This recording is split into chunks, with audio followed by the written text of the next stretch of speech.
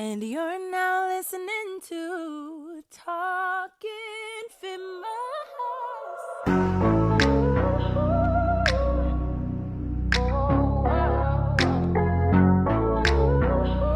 We don't take no L.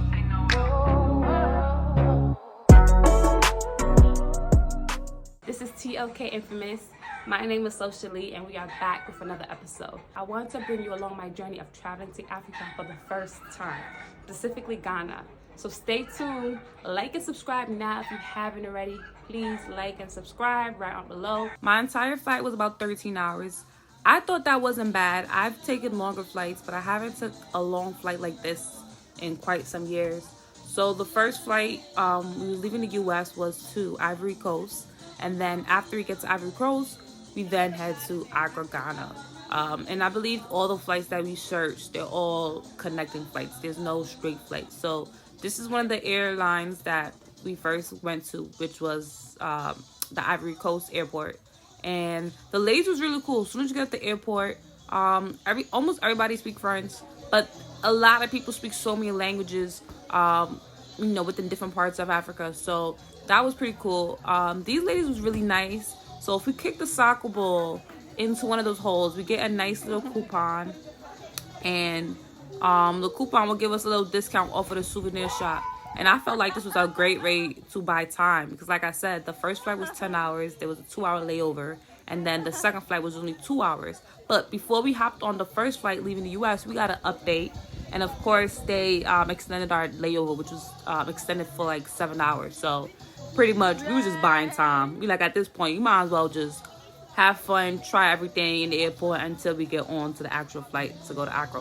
One lady come with the clipboard. I'm signing my email up so I could be in their mailing list, I'm assuming. And then the second lady, this girl with the basket, she was following me throughout the entire place, trying to see what I would like to purchase. I don't like this shopping when somebody's behind me with the basket. So I told the ladies I'll be back. I ain't never come back. Anyway, we finally got to Accra, Ghana, and finally made that flight. And when we got there, it was late night, and of course, we had to get some snacks. So this was a little shack that they have. They have quite a few of these throughout the areas in Ghana, and I got mocha and plantains, as you can see, and I love me some plantain chips. Me and my sister had an inside joke, and we were saying plantain the entire trip. Can I get some plantain? So on this, right, this is my first, I would say, Uber or bus ride. I thought this was really fun. The dude, he has the bus open. He's trying to see if anybody want to get on the bus to particular neighborhoods within Ghana. And the commute was pretty decent. And honestly, I really loved these rides because it just gave me great scenery. I was able to really get a good look at parts of Ghana, and we went all over. We went to different parts of Ghana. We went to Takoradi, Cape Coast. Being on the bus, it was a little hot because it's not like they have AC, but you're very comfortable. You get to see a lot of different stuff, and people come up to you trying to sell you so many snacks. So you are snacking the entire time. That's why I said me and my sister, we love them plantains, because there was always somebody with plantains on the street. And I loved it. So right now we're on our way to take care of some errands. So just enjoy the view, and I'll be back. Hey, that's a lie. On this same number. That's it. I didn't send it now. Want me to accept it? Okay.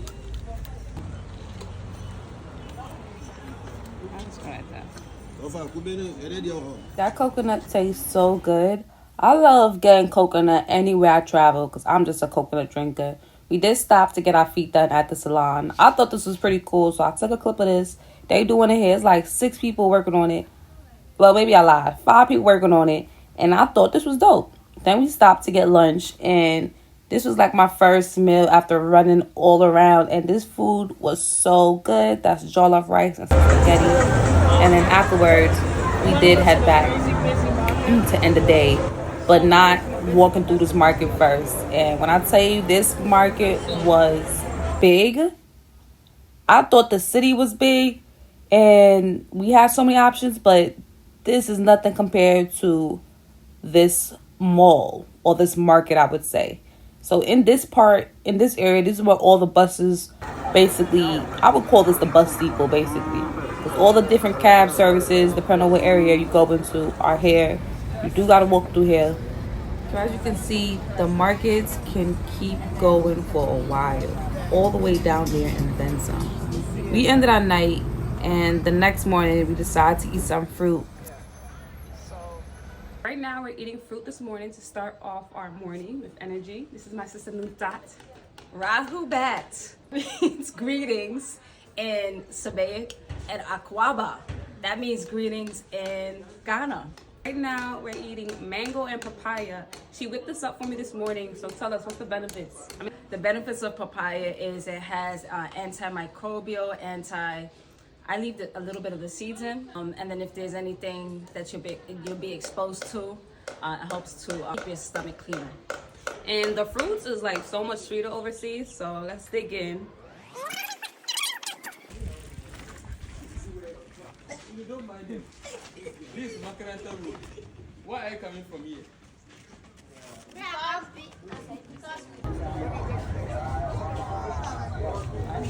So right now we are on our way to Takoradi.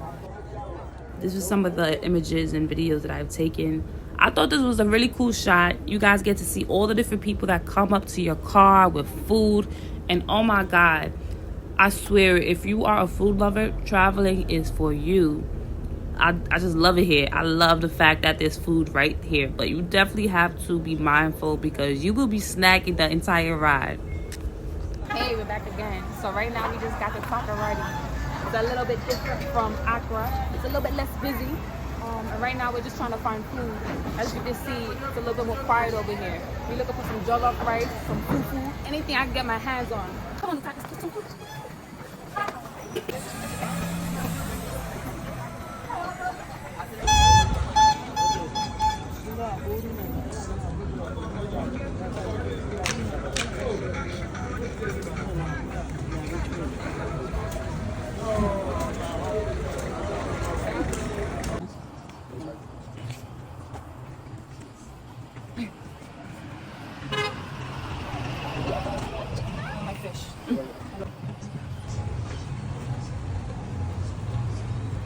As you can see, my sister is very theatrical, but we was excited for this food. It was so good. And then while we was in Takoradi, we stayed at this hotel. It was so beautiful, very beautiful views, nice rooms, very clean and big. And the great thing I loved was that they gave us tea and eggs and toast in the morning, which was so good. This is the lady that was the receptionist, so sweet. And then after we left Takoradi, we stopped at a mall because I wanted to see how the malls looked in Ghana. It pretty much looked as I expected it to look. It looked like a regular mall, but they did have a lot of items that we usually don't carry in the U.S. And of course, you know, I definitely packed up a lot of snacks to bring home. We're back. Right now we're in Takoradi and we're about to go to Cape Coast to see the Slave Castle. We're back again with my sister Nuntat. Can you tell us about yourself? Rahubat, my name is Nuntat, and I'm attracted to Ghana. I'm happy to be here because of a lot of studies that I've done that has brought me to Africa.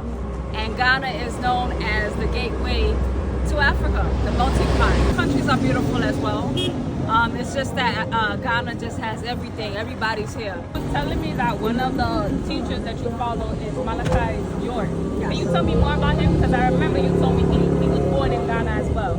Yeah, so Dr. Malachi York is my teacher, the greatest mind on the planet. Written over thousands of books.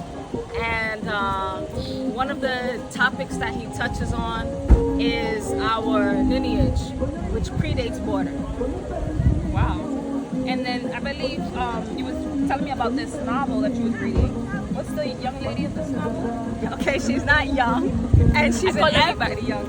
Yes, but she's young in spirit and ancient. One of the ancient ones. So her name is Empress Medice. She has since transitioned. This is her book. All right. So this isn't a novel. I would call it more of a textbook. All right, because there's a lot of documents. Her family has worked in the court offices, and they have collected a lot of documents. That was her mission, to pretty much uncover the white lies. The Washington Royal Map. The Washington Royal Map definitely acknowledges Africa to America. That all roots do. They are rooted in Africa, and as the oldest Native American tribe, we take our claim to Africa. It breaks down many different ways that we got to America. It wasn't just one event where Africans were in America. You have a textbook, you have teachers. What's the importance of traveling to the said country that you study? Okay, so it's very important to go and experience life for yourself, all right, to investigate.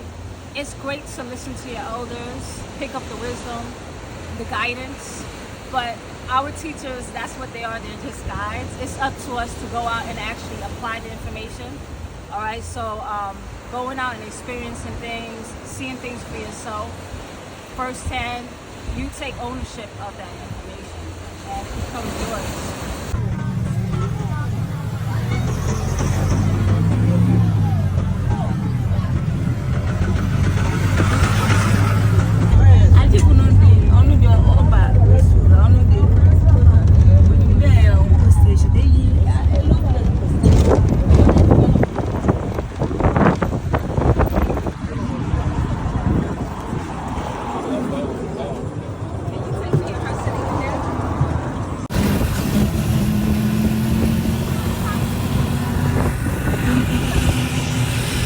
They are now at Cape Coast. This is their downtown. This is their downtown. Almost all the best schools in Ghana are in Cape Coast. What's the name of that school you were saying? We have Infantipi, we have Adisaja College, we have Ghana National College, we have Agri Memorial, we have Wesley Hills. Most of the best colleges in Ghana can be found here. This is where civilization started from. The first school in Ghana was built here in Cape Coast. Okay. Wow.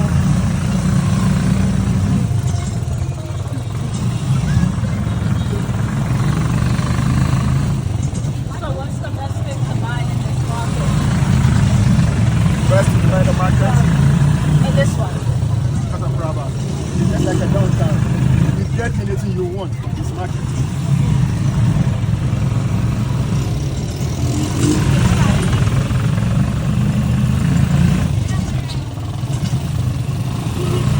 The people here speak fancy. What language? The people here, they speak fancy. Fancy. Ghana has more than 30 languages. 30 languages. How many languages you speak? I speak 6. This is where the colonial masters were staying at. And then the castle is right there. The colonial masters were staying here? Yeah. This is their environment. Yeah. This is their buildings. That's their building. Soon you will see. In less than 3 minutes, now we get to the castle. 3 minutes. That's the castle right there. Have you seen the castle? Wow. That's the castle.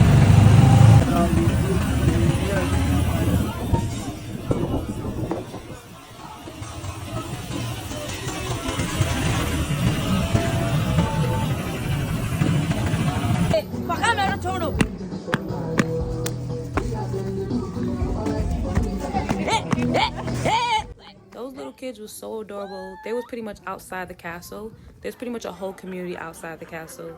But right as soon as you get inside the castle, there was also a lot of visitors, which I wasn't expecting. Which also I appreciate that a lot of people are coming to, learn about the culture and kind of see it for themselves. We stand right inside Cape Coast Slave Tangents, and others do call this place Cape Coast Castle, which happens to be the third and the smallest castle which was built by the Europeans when they came to our shores. The coast of West Africa, it is estimated that about 60 forts and castles were built in here. Just that Ghana alone had more than 40 of them, all because of gold. That is why this place was once called the Gold Coast. Nigeria, Benin, Niger, and a section of Togo had the name Slave Coast, because that was where a lot of the West Africans actually were captured from. which is to tell us that Green Coast, Ivory Coast, and others probably had their names based on the resources that they were getting from their lands. Like I was saying, a lot of these Africans moving from Nigeria, Benin, Niger, made them name that site as the Slave Coast. So Ivory Coast, Green Coast, and others probably had their names based on the resources that they were getting from their lands.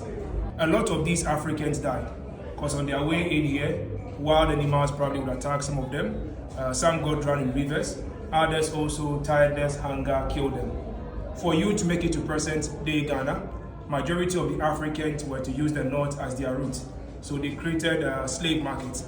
And popularly in Ghana, we have areas like Salaga, Yendi, Tumu, Pikoro, the middle belt at Table in Tampo, Kumasi, before they journeyed them all to the coast.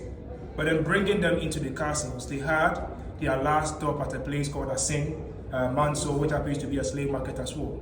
Over there, there happens to be a river, and that is where the captives are to be given their last bath as Africans. They are given food to eat to regain some strength. Their beards and hair are shaved for them to look younger for the trade before shea butter will be applied on their skin. The purpose of the shea butter was to heal their wounds and also make them look attractive before they can get them into the castles.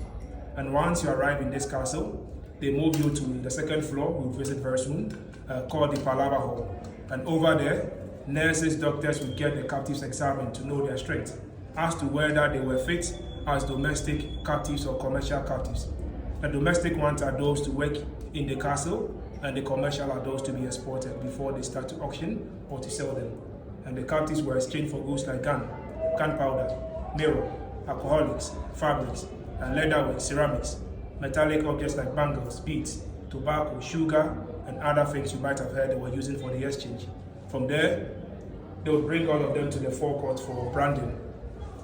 That is where they would set fire, place in metals that had their embossed designs underneath them, and when the metal is seen red hot, it is moved from the fire into an oil as a meal directly to your chest, your shoulder, or your back. But as a female, because they do have breasts, probably at the shoulder, the back, or arm. Some preferred piercing their captives with tags, and others were given metals like anklets so they could easily identify them. And all the males are moving directly this way. The females also into a separate chamber to await their ship. But then get to know once you're in the castle, you're going to work. So the structure that we are seeing here, I'm going to credit it to the English. And then the labor work happens to be the enslaved Africans. I made mention that a lot of forts and castles were built on our land. And out of the numbers, only 3 were castles, of which the first ever European structure to be built on our land happens to be the St. George's Castle. Popularly today we call the Elmina Castle, which was built by the Portuguese around 1482. The second one happens to be the Christianborg, or the Osu Castle, which was built by the Danish around 1661. And this happens to be the last one, Cape Coast Castle, that was also built by the English around 1664. Out of these 3 structures, Cape Coast happens to be the only castle that was built purposely for the transatlantic slave trade, because Elmina and Osu earlier were serving as normal trade, as in gold, ivory, and others, until later they had to convert their rooms into dungeons. But in this dungeon we are seeing here was purposely designed for humans, or for the human trade. One probably would ask what even brought about the whole trade itself. It was around the 1400s that Europeans started coming to Africa. And historically, we were told that Europeans came to Africa as missionaries, as explorers, merchants, and others. But I always do say 2 major factors brought them to our land. And the first thing in here should be gold. And the second aspect as well being humans. All because before the Europeans even came to our land, there were once Arabs in here. And most of the Arabs in Africa were staying at the north and the east of Africa to trade. When they get humans, they get natural resources, they will supply some to the Europeans. So historically, areas like Cyprus and others, they had Africans that were working over there.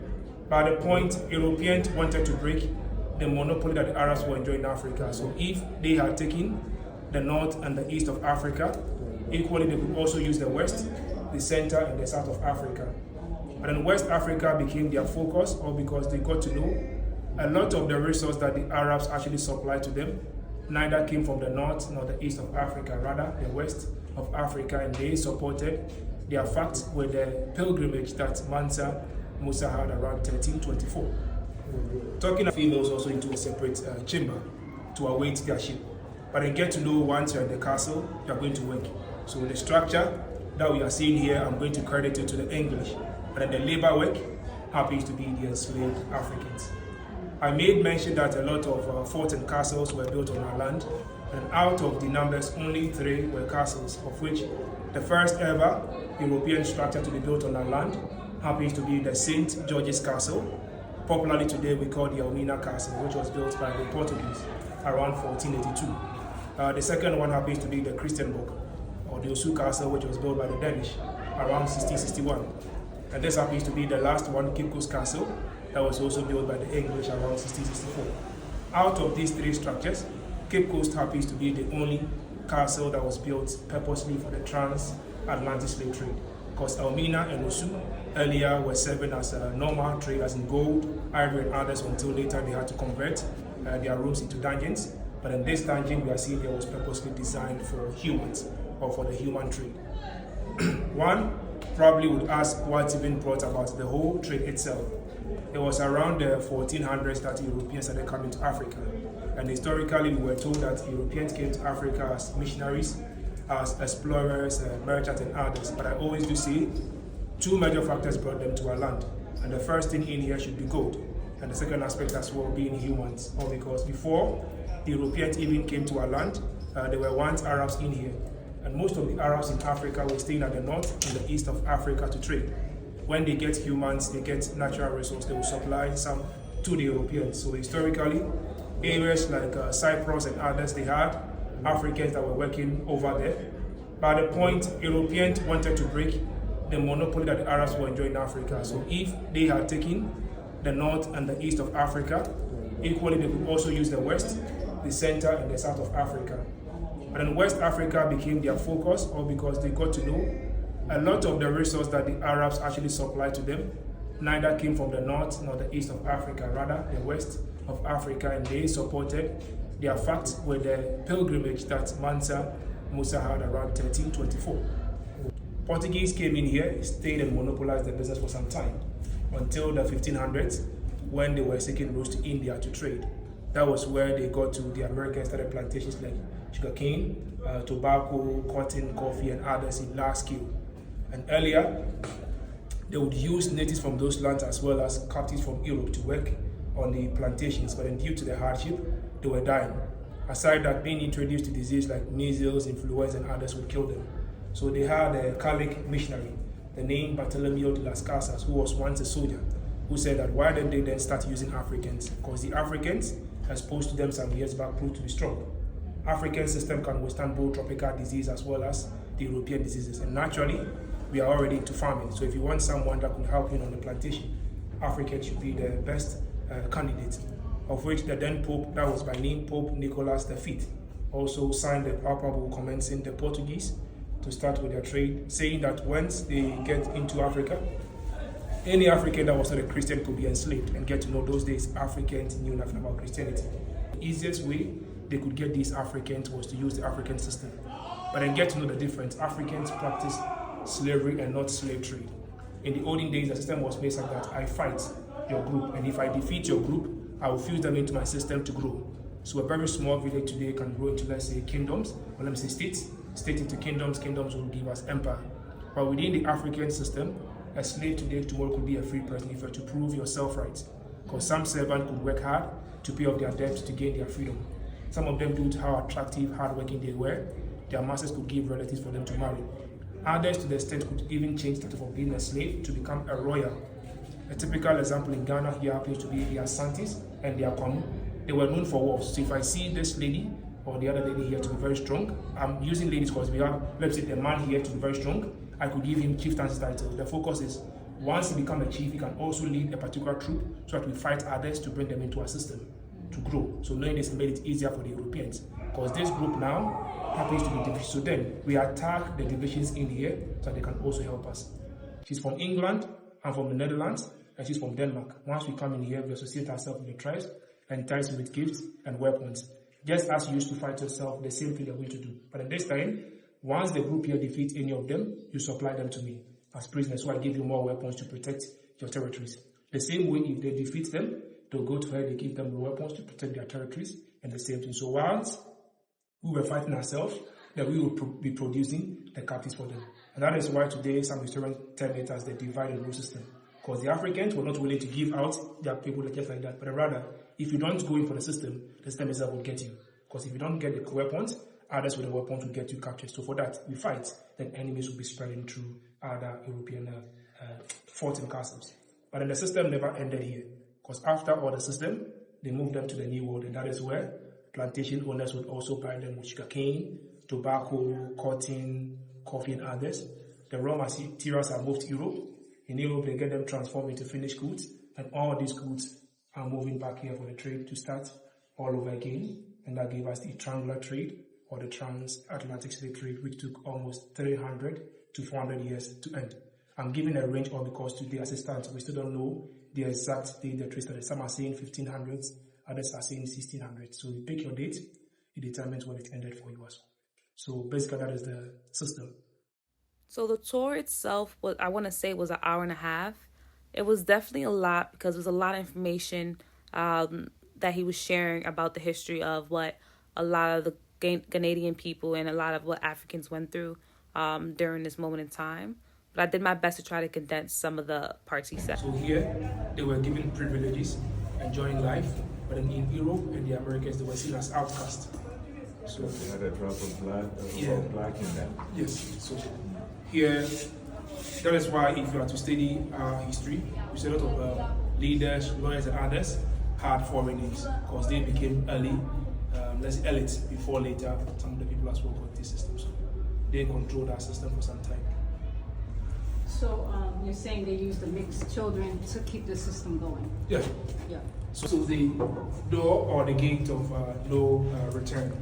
The original door was short and narrow, and for you to walk out of the door, you probably would have to go down. So there was a bend to fit door.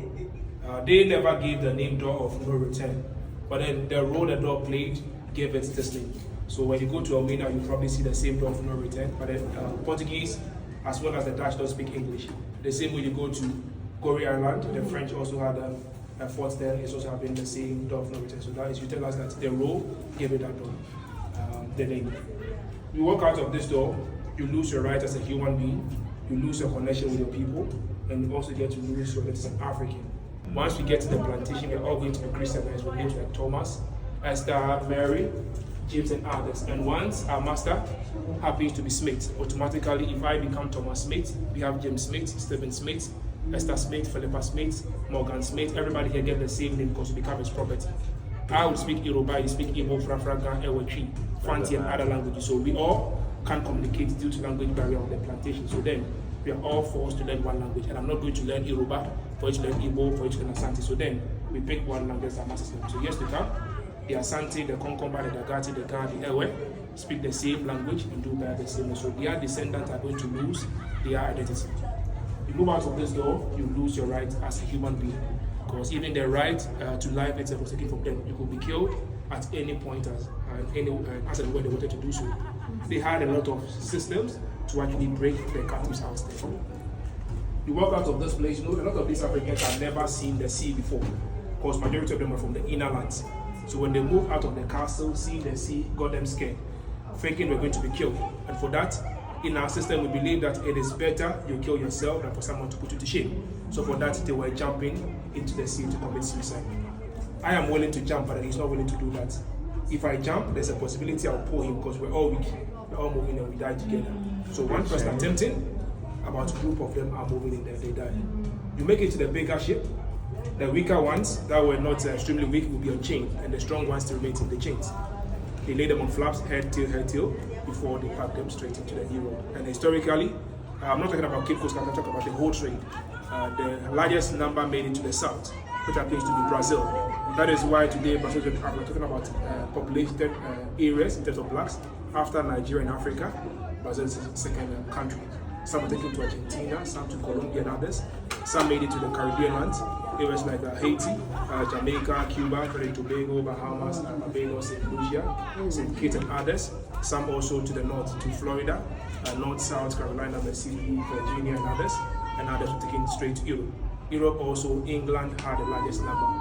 to Liverpool, Bristol, London, some to France, Netherlands, Denmark, Portugal, Spain, and others. And today we all bear witness seeing black spread all over the world. It is estimated that about 12.5 million Africans actually survived the journey, but then we can't estimate for those that died, because they said those that happened to be 3 times more. Please, we go through the same door, but then we are sure to return back. So the tour came to the end, and pretty much the tour ended with us being led out to the shore and pretty much seeing how it looks now. Afterwards, we finally, went back home, and it took quite some hours to get there and quite some hours to get home. And when I say quite, definitely more than 3 hours in transportation alone. So we was hungry. We went to the spot called Frankie's that my sister told me that was very popular in Ghana, and plus they had seafood. So I was curious to see what their food was and what it was like. And honestly, their food was pretty good to me. I ordered quite some stuff, so tap in and, check out the spot when you're in town.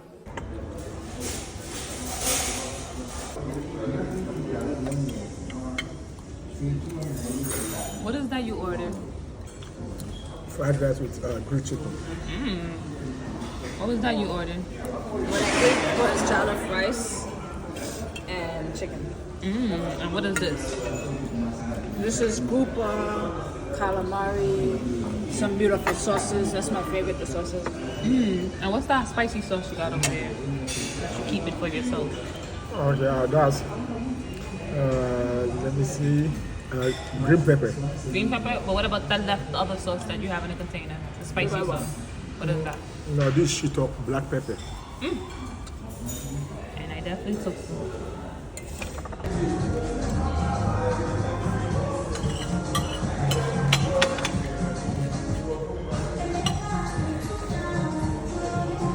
Now that food was good, had me dancing. After that, we definitely walked it off as soon as we left Frankie's. This is pretty much outside of Frankie's. Definitely live. There was a lot of different vendors out, people outside. I love the color lights. I'm just a sucker for lights. The next morning, we definitely was on a walk, a hike. We pretty much was traveling. We was dropping off some things, and then we was also getting some things because I definitely wanted to take some souvenirs home. So we did quite some shopping. And this neighborhood was Nima neighborhood, and it was pretty cool. It was nice getting to see a lot of different communities within the areas of Ghana. And that's me holding some animals, my favorite part. While we was there, I met and fell in love with all these kids. They were so sweet and fun to hang out with. And then after, my sister and her friends treated us to a motorcycle ride in the area. And this was actually a big mosque that I seen. I know I'm going quick, but afterwards we also got some more food. And this is it was good. Forgot. It tastes like peanut sauce. It was really good.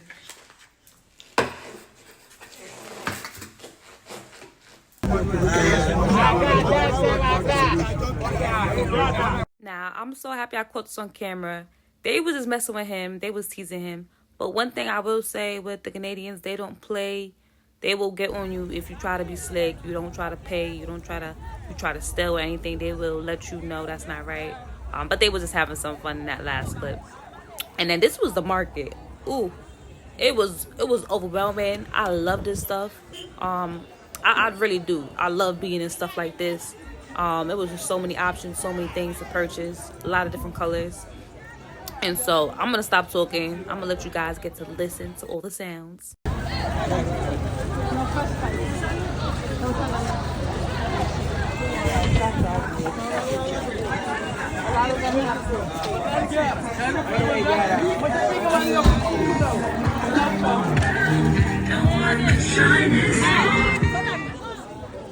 I'm on this year, you church your BBR. Living well, her back is not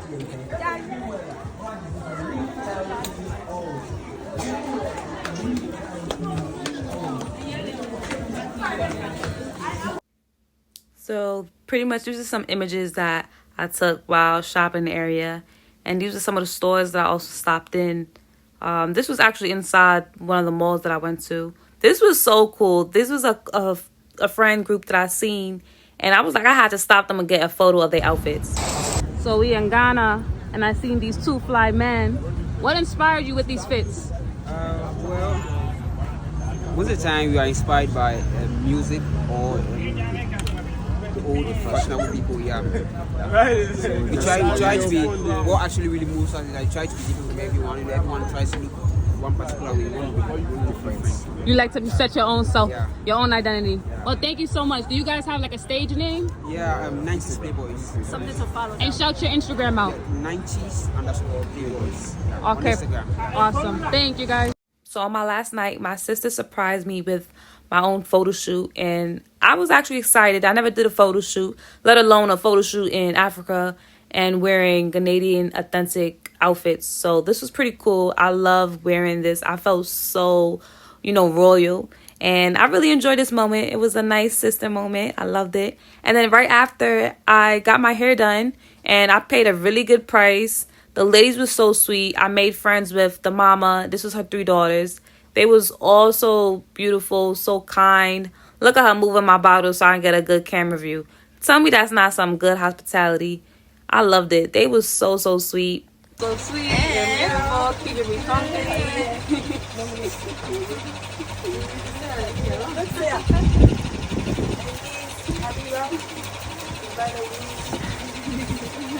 Hi. Hello. And this was pretty much how my hair came out. I loved it. I ended the night walking around in the neighborhood, seen some animals. Overall, my trip was beautiful. Hello, how are you? I'm good. Can you introduce yourself? Tell us your name. My name is Gafari, popularly known as Gaf. As a native Ghanaian, what is the best thing you love about Ghana? The hospitality. That's what I like most about Ghanaians.